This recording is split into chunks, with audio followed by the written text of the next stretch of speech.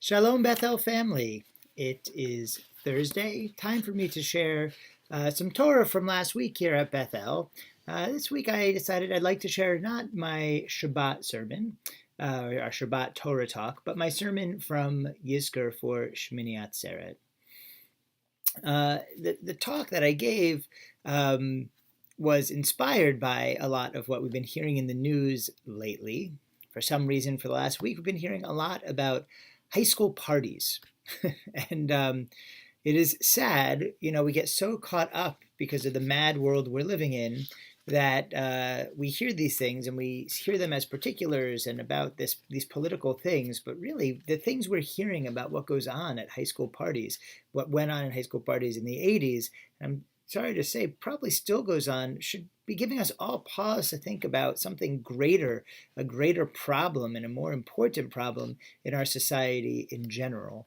And, I wish that we could, if we do nothing else with our study of Torah, it should be to change our lenses from the particularist party line way of processing information and to change those lenses to be able to see them through something greater and I think something way more important. But so anyway, I was thinking about high school parties. I was thinking actually about my own high school parties in the 1990s. And there was a period in my high school career where I swear it feels like I was having a party at my house every weekend. That's not what you think, right? My friends and I, we were all downstairs, but my parents were home. They were actually upstairs every time. But they didn't bother us or look too closely at what we were up to. It was, as far as we were concerned, like they weren't here. It was really a brilliant parenting philosophy, right? Whatever trouble Jeffrey was getting into, better he get into it here at home where there's no chance he's going to get into a car with someone who shouldn't be driving, or if God forbid something awful goes wrong, we are here to fix it, than he should be anywhere else.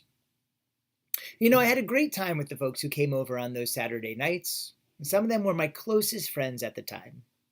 The truth is, though, that those parties did not have the biggest impact on my relationships with those friends. No, it was a totally different set of relationships that those parties impacted, at least the most. And reflecting back on that, I learned a powerful lesson about what brings people together and what creates true intimacy in relationships. Now, years later, as a rabbi, I can share that wisdom through a midrash about this holiday of Shemini Atzeret. The holiday of Shemini Atzeret is the 8th day of Sukkot. It's considered like its own holiday. Atzeret means stopping, right? When you press the tape on the bus in Jerusalem or Tel Aviv for a stop, the sign lights up, Atzur, stop, right? Stop requested. So Shemini Atzeret is the 8th day of the holiday, the day for stopping, or the day of stopping. And so this midrash asks, what is Shemini Atzeret compared to? It is like a king who has a week-long festival, right? Invites everybody from every province to come and to party for a week at the palace. And after a week, the king sends everybody home and starts cleaning up. And everyone leaves except one, right? One friend who stays and helps clean up the mess. And as he does so, they talk and, who was there and who wasn't there and what almost went wrong that sent the whole party into a tailspin and who was talking to who and what were the highlights and what were some of the lowlights of the whole event, right? We all have friends like that, the friends who stay behind and help clean up the mess. Those are our closest friends, right? Well, so too on the first 7 days of Sukkot, there's like an international feel to the holiday. We make sacrifices that add up to 70. I mean, we don't still make sacrifices. The Torah commands us to make sacrifices back when we did so. And those sacrifices added up to 70 to represent all of the nations of the world. And there's also just an international feel to the theology of the holiday. A lot of the Haftorot that we read talk about sort of how all the nations of the world will come to Jerusalem, and all of the nations of the world will participate in in the judgment that takes place there. The holidays theme is about water, right? We pray for rain. Rain is not an individual blessing, but a blessing for all of any nation who might live there. But on Shemini Atzeret, it's different. On Shemini Atzeret, we only make one sacrifice. Shemini Atzeret is a special day of intimacy reserved for the Jewish people and for God. This one extra day to lock in the positive spiritual journey that we've been on over this whole holiday season and to take it into the year to come. Shemini Atzeret marks our special intimate relationship with God. And so apropos of that midrash, what were the relationships that benefited the most from my high school parties? It was my relationship with my parents. How so? Not only did an amazing level of trust grow between us as they boarded themselves into their bedroom watching television while imagining who knows what going on downstairs, but more importantly, they were always there to help me clean up the mess. After everyone left and the fun was over, my parents were there to help clean up the mess, a role that they would serve in many times as my life would go forward. The truth is that, as the Midrash about Shemini Atzeret reveals, the relationships that are most important to us in our lives, the ones that we remember most poignantly when we come together to make the Yizkor prayers, they are precious to us not because they shared the parties, but because we shared the cleanups. I have been reminded of this at many parties since, most recently at my oldest son Elijah's bar mitzvah, when after the service and the luncheon, my closest friends and some of our family came back to our house and we sat around all afternoon talking about how we couldn't believe this moment had come and Elijah was a bar mitzvah, and talking about how proud we were of him and whatnot. But I've also been reminded of it time and again as I have joined members of our community as they have struggled in the trenches, battling through illness or addiction or disappointment or shame, and also when I have experienced my own challenges and setbacks. It's the great truth about parenthood, isn't it?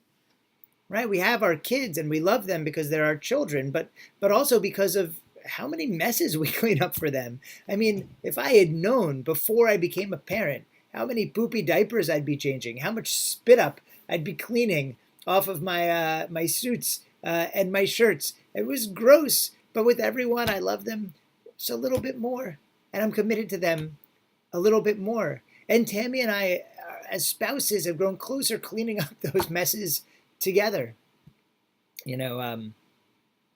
Sadly, over the holiday, my cousin Rebecca passed away, and when I delivered these remarks, she was fading. I left a hospital room with my aunt and uncle and her fiance, and the love in that room was so palpable. And it wasn't because it was all clean and nice. It was far from it. It was a mess, and it's been going on for far too long. But the love in the room was only the more present because of the mess. And now I can only imagine how much more painful the mourning is going to be. So my hearts go out to my aunt and uncle, to our whole family, and to Brian, her partner. It is the people who stand next to us at the messy times. They are the ones who we feel the most deeply intimate with. The ones who help us clean up the messes. Those are the ones that we miss when we gather for Yizkor prayers, and we miss every day. Earlier this week, I was reading a very beautiful Devar Torah by my colleague, Rabbi Julia Andelman. In it, she mentioned how the Maharal of Prague explained the special addition to Grace After Meals for Sukkot. You see, when we go to do Birkat HaMazon, the Grace After Meals, on Sukkot we add this Harachaman that asks God to remember the Sukkat David Hanofelet, the Sukkah of David that fell. And the Maharal asks, why would we refer it to as a Sukkah of David? We assume we're talking about the Beit HaMikdash, right? The temple in Jerusalem, or the messianic line that prospered from David. That's the Sukkat David. But a sukkah is an impermanent structure by definition. Shouldn't we call it the Bayit David, just like we call it the Beit HaMikdash? I said, no, though, says the Ma'aral. He says, here's the key. When a house falls, its original essence disappears. Any subsequent structure erected is a totally new, unrelated building. Right? When your house is gone, it's gone. Even if you rebuild the house, it is a new house. So, not so with a sukkah. And anyone who's had a sukkah in a windstorm knows this. A wall might fall, the roof might blow off, but you just put it back on, or you put the wall back up. And that same sukkah, that same impermanent dwelling, is still there. Its ability to be taken down and resurrected repeatedly is what makes a sukkah a sukkah. And so too, it's what makes us have faith that we still have a special relationship with God, even without the Beit HaMikdash, or even without the kingly line, right? If a sukkah falls, it can easily be rebuilt and the original essence restored. So too in our relationship with God. And what is true of the sukkah and true about God is true in our most important relationships as well. They can strain under the pressure of hard times and hard feelings and hard hearts. But in the end, those with whom we are most intimate are always there to help us rebuild. And in doing so, they not only strengthen the sukkah of our lives, they strengthen those relationships. And even after they are gone, like the sukkah, their essence remains with us, still helping us through hard times, inspiring us to our intended path, and present, we hope, at the times of our greatest joy, our simchas. That's why we remember them at Yizkor with such love and such yearning. But it is also why, even if they are physically gone from our day-to-day life, they will never be far from our hearts or from our deeper lives. I pray that we're all able to not only recall those who have been our sukkah, who may have helped us fall or fallen, but helped us get up, or we got up together. And may they also remind us of the kind of friends and family members that we want to be in the year to come. And may they help us appreciate those with whom we still share that special intimacy, those who are still with us, that wonderful closeness born of sharing the good times, but more importantly of sharing the messes and the cleanup that life inevitably requires as it throws messiness our way. We should all turn to those people with extra appreciation so that we can know we did so in life, not only through these prayers we share during the Yizkor service after they are gone.